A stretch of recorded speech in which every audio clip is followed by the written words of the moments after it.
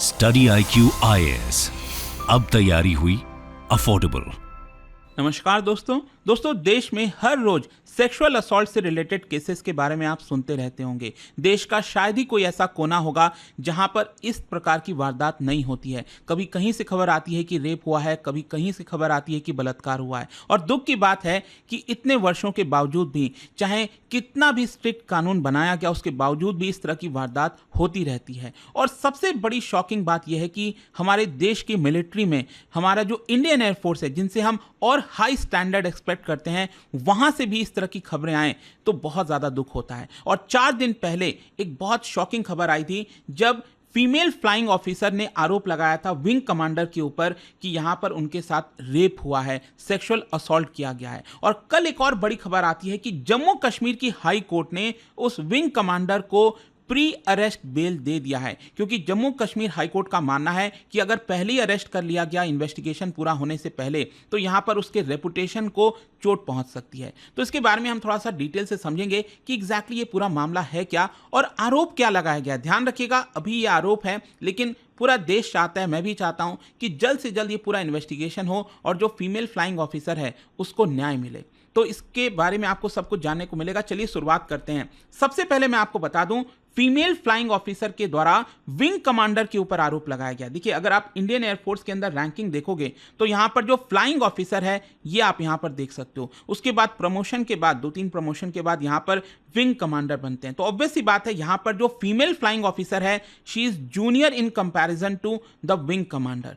तो यहां पर हुआ क्या कि फीमेल फ्लाइंग ऑफिसर ने आरोप लगाया विंग कमांडर के ऊपर रेप का, मेंटल हैरेसमेंट का और स्टॉकिंग का। और इसी मामले में जम्मू कश्मीर हाई कोर्ट ने प्री अरेस्ट बेल दे दिया। मतलब कि जम्मू कश्मीर की पुलिस जो इन्वेस्टिगेशन कर रही है इस पूरे मामले की, अगर वो अरेस्ट भी करना चाहे विंग कमांडर को तो नहीं कर सकती। यहां पर उसको बेल जो है देना पड़ेगा, क्योंकि प्री अरेस्ट बेल मिल चुका है। और आप देख सकते हैं यहां पर जो जम्मू कश्मीर हाई कोर्ट का ऑर्डर आया है, इसमें लिखा हुआ है, as the petitioner who is serving as wing commander and in case of his arrest his reputation as well as the service career shall be jeopardized।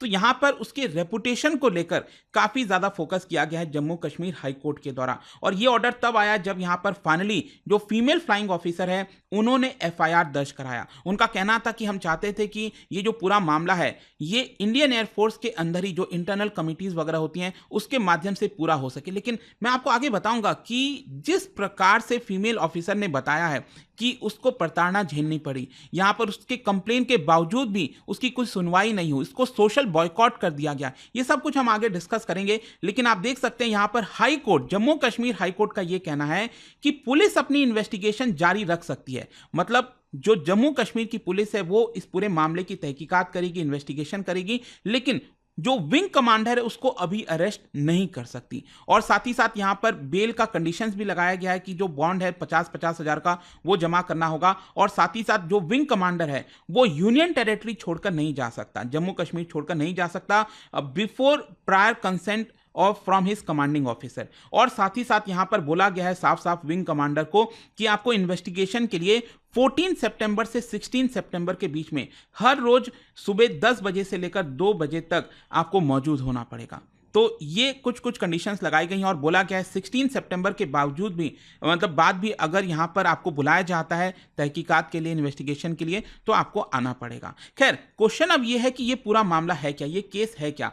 देखिए, जैसा मैं आपको बता रहा था, 4-5 दिन पहले जो फीमेल फ्लाइंग ऑफिसर हैं उन्होंने FIR दर्ज कराया बडगाम पुलिस स्टेशन में। और यहां पर यह कंप्लेन विंग कमांडर के खिलाफ ही था, जिसमें उन्होंने उनके खिलाफ रेप का आरोप लगाया। और जैसा कि मैं आपको बोल रहा था कि जो इंडियन एयरफोर्स जो दोनों ऑफिसर हैं, फीमेल फ्लाइंग ऑफिसर और विंग कमांडर, दोनों ही इस समय श्रीनगर में स्टेशन हैं। उनकी पोस्टिंग इस समय श्रीनगर में हो रखी है। और फाइनली जो वुमेन ऑफिसर ने कंप्लेन किया उसके बाद यहां पर जो FIR दर्ज कराया गया, it is under section 376 of the IPC was filed at Budgam police station in central Kashmir on Sunday. और देखिए, यहां पर फीमेल ऑफिसर ने अपने कंप्लेन में यह कहा कि पिछले 2 साल से उनको कॉन्टिन्यूअस हैरेस किया जा रहा है, सेक्सुअल असॉल्ट किया जा रहा है और मेंटल टॉर्चर उनको झेलना पड़ रहा है एयरफोर्स स्टेशन पर। खैर, यहां पर पूरा एलिगेशन क्या है एक एक करके मैं आपको बताता हूं। देखो, फीमेल फ्लाइंग ऑफिसर का पहले यह कहना था कि देखिए, जो न्यू ईयर अभी पार्टी हुई थी, मतलब 2023 में 31 दिसंबर को ऑब्वियस सी बात है, जो इंडियन एयरफोर्स हैं, जो ऑफिसर्स में से वहाँ पर पार्टी होती है, तो वहाँ पर जब पार्टी हो रही थी रात को, तब यहाँ पर जो विंग कमांडर हैं वो फीमेल ऑफिसर को पूछते हैं कि क्या आपको गिफ्ट मिला कि नहीं। तो फीमेल ऑफिसर कहती हैं कि नहीं, मुझे गिफ्ट नहीं मिला, और इसी के चलते जो विंग कमांडर हैं वो फीमेल ऑफिसर को कहते हैं कि ठीक है, आप मेरे रूम पर आइए, मैं आपको वहाँ पर गिफ्ट देता हूँ। तो जब वो विंग कमांडर फीमेल ऑफिसर दोनों गए विंग कमांडर के रूम पर, तो वहाँ पर एक्चुअली क्या है कि विंग कमांडर शादीशुदा हैं, मैरिड हैं, उनके बच्चे भी हैं और वाइफ भी हैं। तो जब यहाँ पर फीमेल फ्लाइंग ऑफिसर उनके साथ गई, तो उन्होंने पहले यही पूछा उनसे कि आपके फैमिली कहाँ है, आपके बीबी और बच्चे कहाँ हैं। तो यहाँ पर जो विंग कमांडर है उन्होंने कह दिया कि वो किसी और अकोमोडेशन में कहीं और हैं। और उसी समय यहाँ पर फीमेल फ्लाइंग ऑफिसर ने आरोप लगाया कि जो विंग कमांडर है उन्होंने फोर्सफुली उनको मोलेस्ट किया और ओरल सेक्स भी करवाया। ये फीमेल फ्लाइंग ऑफिसर ने कंप्लेन में लिखा है। और यहाँ पर उन्होंने कहा कि मैंने बार बार उनको मना किया ये चीज़ करने के लिए, लेकिन फाइनली मैंने उनको पुश करके वहाँ से भाग गई। और उसके बावजूद भी यहाँ पर विंग कमांडर ने फीमेल ऑफिसर को कहा कि हम वापस से फ्राइडे को मिलेंगे जब मेरी फैमिली चली जाएगी। ये पूरा वारदात हुआ जिसमें सेक्सुअल असॉल्ट का केस दर्ज कराया गया है।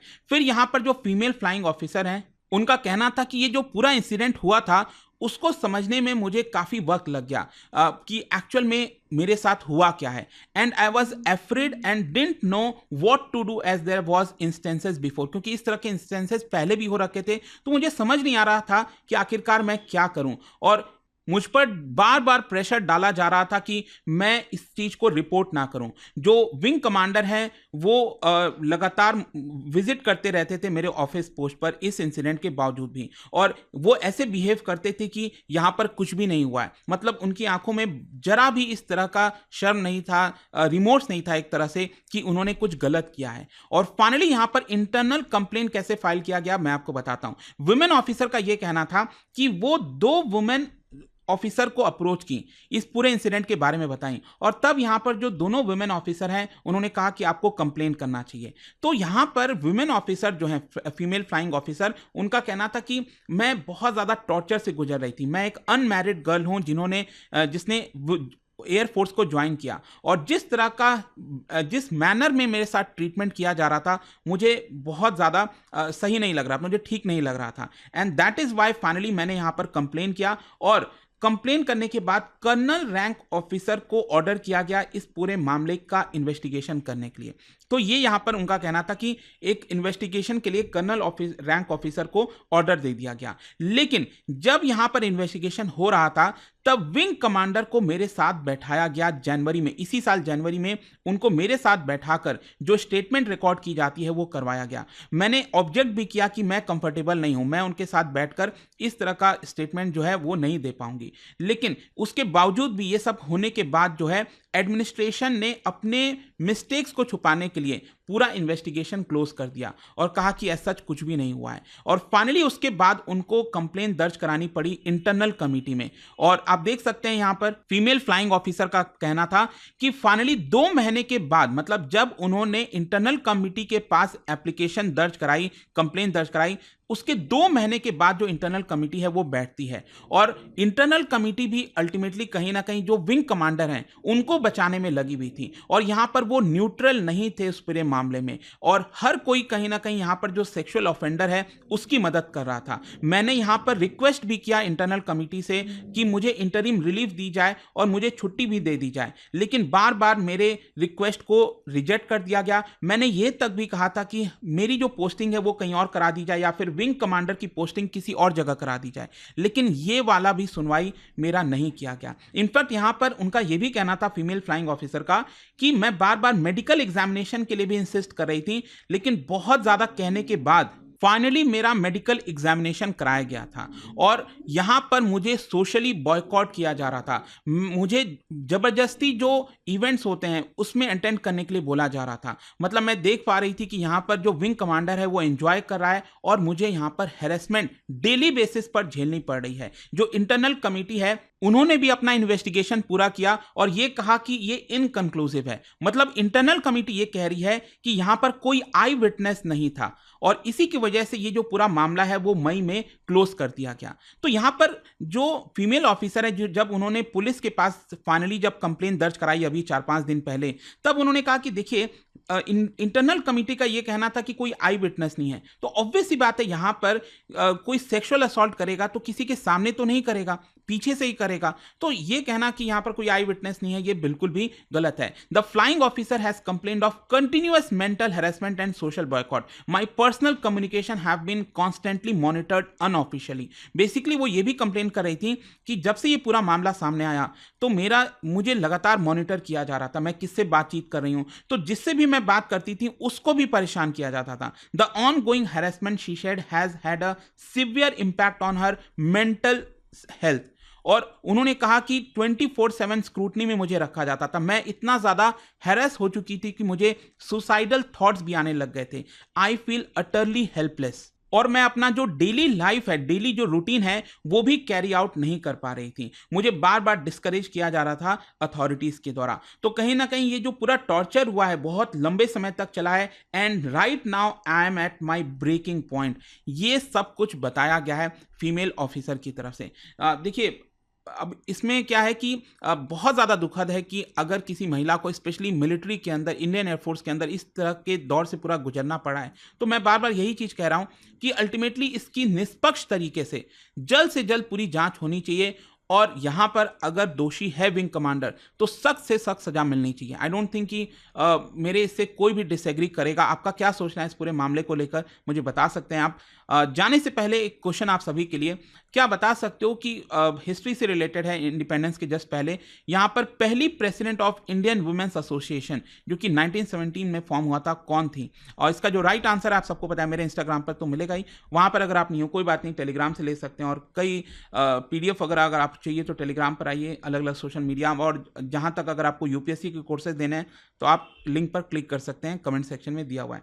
आई होप कि ये जो वीडियो है इसके माध्यम से ज़्यादा लोगों को पता चले। एंड देखिए, यहाँ पर हम बात करते हैं ना रेपुटेशन की, तो ऑब्वियस सी बात है, एक दुख भी होता है कि इंडियन एयरफोर्स के अंदर ऐसा कुछ अगर हुआ है, लेकिन कहीं ना कहीं एक महिला के रेपुटेशन से बड़ा कुछ नहीं है मेरे समझ से। एंड डेफिनेटली आप मुझे बताइएगा आप क्या सोच रहे हैं इसको लेकर। Thank you so much. Study IQ IAS, अब तैयारी हुई अफोर्डेबल।